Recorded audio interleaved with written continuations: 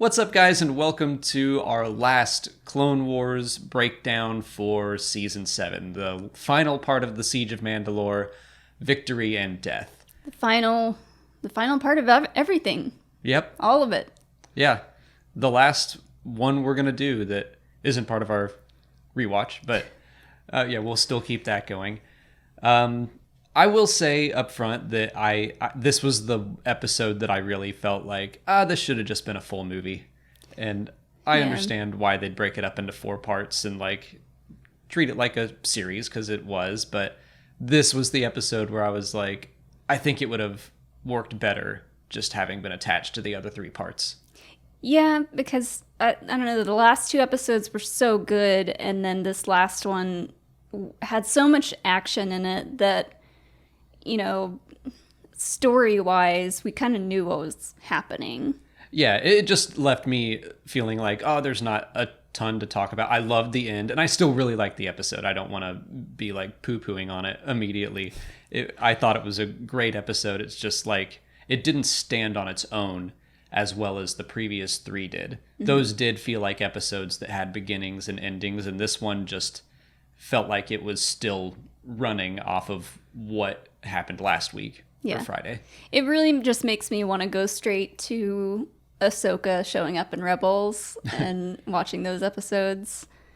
Because, I don't know, like, at the very end, I guess I was shocked at how suddenly it ended. I mean, that last scene with Vader is amazing. Gave me chills, but I don't know, it just kind of left me. Maybe I was just like, oh, wow, I guess that's it. Yeah. You know, it's kind of like something I said about The Rise of Skywalker is that I think the best scenes are when it just takes a breath, it slows down, and characters talk. Or they didn't even really talk at the end of this episode of the Clone Wars, but still, when everything slowed down and we just lingered, that's when I was like, oh, this is really, really good. Like when Ahsoka takes Rex's helmet off and he's crying. Yeah. Stop showing me Rex cry. I don't want to see him in so much pain. Stop it. It's 2 episodes in a row. Dave. My heart can't take it. I know. So let's start at the beginning. They're still in the med bay room. Rex is back to normal. And I immediately love that Ahsoka is determined to not kill any clones.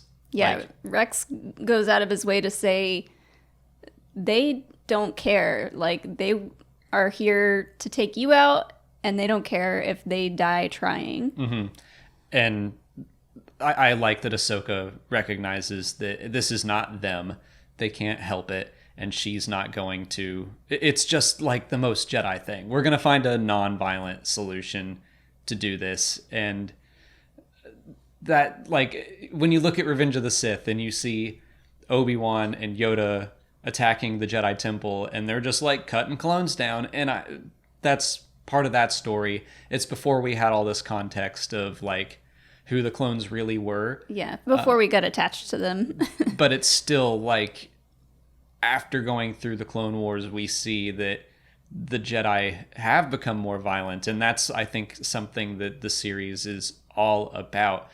But like, go to Attack of the Clones, and the Jedi are talking about how, like, we can't fight a war for you. Like, we're not soldiers, we're peacekeepers. And then jump to Revenge of the Sith, and it's like, no, they're killers now. Yeah. And that's their kind of instinct. And Ahsoka, I forget which episode, if it was the last one or the one before that, but she has that moment where she's like standing at the front of the ship saying, I've been bred my whole life to be a soldier. And that kind of reminds us, like, where we're at mentally, where the Jedi are at mentally. Yeah, that she was like, I grew up and I was taught that we're peacekeepers, and then my whole time as a Padawan and up, I've been a soldier. And the complete opposite of what we were always told we were supposed to be. And yeah, so I love that Ahsoka, having this time away from the Jedi, has shown her kind of the real way that she should be. And even though Ahsoka says throughout, like, Star Wars Rebels, like, I am no Jedi, and that's, I guess, technically true, but I still think she is one of the best examples of what a Jedi should be. Yeah. I gotta give another shout out to the droids in this episode, and unnecessary death. Well, it was emotional, and like was. it's I guess it was necessary, but that was like shocking to me. well, the good news is at the end when we see like the mass grave and everything, they have collected parts of the droids. So I wouldn't say that it's the end of the line for them. Fingers crossed. But yeah, it sucked seeing them get shot, and I think that the first one was R7, and it's when Ahsoka is trying to stop Maul, and this is I'm still not exactly sure what it means. I know that this is significant. Maybe we can talk through it. So Maul is trying to escape, and she's using the Force to hold him back, and she sees R7 get shot, and then Rex starts to get overwhelmed, and she basically has to decide to whether or not to let Maul go. And I don't know if she was trying to hold the shuttle back so they could escape, or if she didn't want Maul to get away, but it was like, okay, I have to choose my friends over getting tunnel vision on Maul here. Yeah, I think it's probably a little bit of both, because I assume that they thought at the time that was the only shuttle out of there. Mm-hmm. So that was like kind of their only shot at getting out. I guess it's kind of like, and I felt some more Rogue One vibes this episode where they're going to take the next chance and the next and the next until the chances are spent or we succeed. And I guess that was kind of a Ahsoka thinking this is the only way, but letting him go, being like, no, we'll find something else. Speaking of Maul, I loved seeing him take out the hyperdrive and just like running in there, not even really using much of the Force. He's just dodging bullets. I think there's some Force Or equated with that. not bullets, blaster bolts. Blaster bolts, yeah. But he's just kind of like dodging and weaving. He's like, this is nothing. I think he had to use the Force to do that a little bit. Maybe.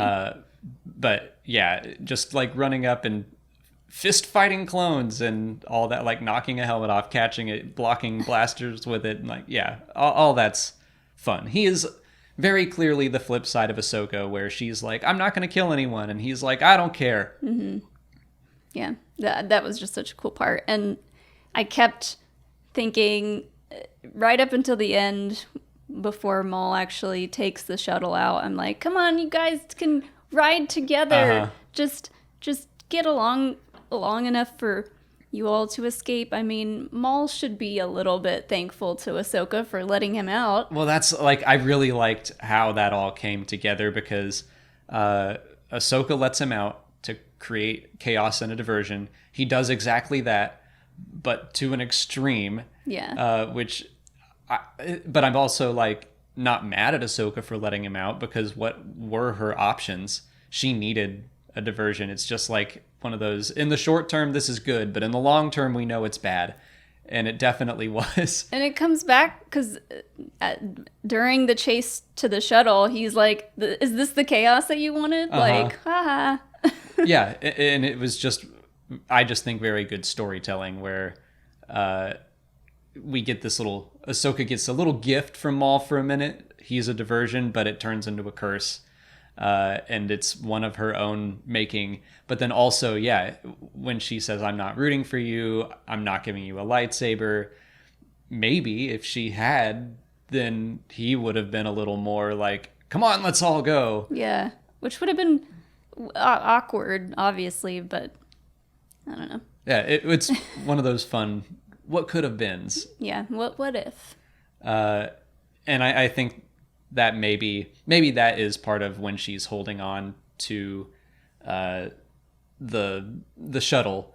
Like, everything she's doing here, it was originally about capturing Maul, and she's like, if I let him get away, will this all be for nothing? And she has to decide whether the mission or her friends are more important. Maybe that's it. Yeah. And well, she's just completely overwhelmed at this point. Yeah. Like, her and Rex are up against hundreds of clones that are trying to kill them both. That shot where they open the hangar doors and you just see them all lined up, and that was a great shot. And Jesse comes out in front. Yeah, that was, I mean, I knew that was coming. I think we all did. When Maul's like, back to your brothers, you're like, oh man, that just means it's going to be worse later. Yeah. So yeah, they get down to the lower levels. They get on a Y-wing. They fly off, and that was all really exciting and cool. Yeah, like she just kind of has to make a jump for it, and it was very Mission Impossible to Yeah. me, like her kind of dodging and weaving in the sky trying to get into the Y-wing. Well, I loved that she's jumping for the Y-wing, and then it falls out of the hangar. That was a big like, oh no moment. And Yeah. then it actually, that whole sequence reminded me of Black Widow, just the trailer for it, because the movie's not out yet. But there is like that scene where Yeah. Black Widow's skydiving through wreckage of some sort. And like, huh, It made me think of Charlie's Angels. okay. There's lots of different influences here. Yeah. But yeah, I mean, that was all really exciting and stuff. But it was when they get back to the ground, and that's like no more talking. Mm-hmm. It's just and this was something that I was like, I know that it's coming from the Ahsoka book unless they changed it, and they didn't really. Ahsoka and Rex make false graves for themselves, but I was not expecting the graves for the clones, and that really hit me. Like, that's what made the episode for me.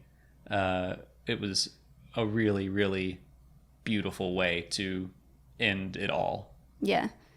Yeah, seeing the pan of all the clone helmets on sticks, and then they slowly pan over and you see Jesse's helmet. And Well, that was like, I want to know how long that was just in Dave Filoni's mind. I don't know. The idea that we end on a clone trooper helmet that has the Republic cog on it, it's like the death of all the clones, most of them, the death of the Republic, but also just it's so nice that Rex and Ahsoka took the time to bury their friends and brothers, and despite everything that they just went through, they're still the people we remembered them to be, and they treat them with such respect. It's so sad. yeah. And like I knew from the Ahsoka book she like leaves her sabers at her false grave or whatever, but when she dropped it, I was just like my heart dropped too. Yeah. And it's like, for them, they know that this is it. Like, they have to go into hiding. Mm-hmm. I actually just saw on Twitter someone took the Ahsoka audiobook, which is narrated by Ashley Eckstein, and they put like that kind of scene where she leaves her lightsabers at the grave. It works very well. They just added some narration to the final episode, and I was like, this is really good. Wow. But yeah, that final scene, or that's not the rest of the scene, but Right. that whole sequence was what really drove everything home for me. And then we cut to some unknown amount of time in the future. And I was like, what's happening? Where are we? When are we? What is this a different place? And then I was like slowly realizing this is the same place. Those are Empire troopers. And then we see him. Yeah, See- we'll hear him first, and like that. It's not all that surprising, I guess, but man, it was cool to see him find the lightsabers. And so this whole time, I feel like I've been debating the whole blue versus green lightsaber thing, and why did they change it? And we got an answer for it, and it was an answer that I liked. But this was the first time I actually like felt it in the story, where okay, yeah. Anakin made improvements to Ahsoka's lightsabers, kind of made them more like his, and I speculated that it's like him leaving a part of his soul behind almost with Ahsoka, and then now I'm like, okay, Darth Vader picks up this lightsaber that belonged to someone that was very, very special to him, and that he put a part of himself into it, and he ignites it, and it's blue, and like that made me go like, okay, good story decision. It was worth it for the retcon. Yeah. And I think Dave Filoni has said in interviews that, like, well, people have asked, did you always see this series ending showing Vader? And he kind of like said, yeah, it was always kind of in the back of his mind that he wanted to show him somehow in the end. And I think this was a really great way to do that. Mm-hmm. And then to have him walk away and we see that in the reflection of a clone trooper helmet. That was a good shot. Which, again, it's like so much of this show has been about the clones and making them more human, relatable, and then it's like, well, they're just kind of gone and forgotten after the Clone Wars, but it makes us really grow attached to them. Most of the galaxy, I don't think, cares about the clones, but we got to know so many of them, and now they're just like left and discarded in the back. It's really sad. Yeah. I didn't even really grow up watching this show, but like seeing this season 7 stuff, like I was pretty emotional. Mm-hmm. Yeah, it was in college, or we were in college when it started coming out, but I was thinking that the Siege of Mandalore specifically just proves to me that, like, hey, good prequel stories are possible.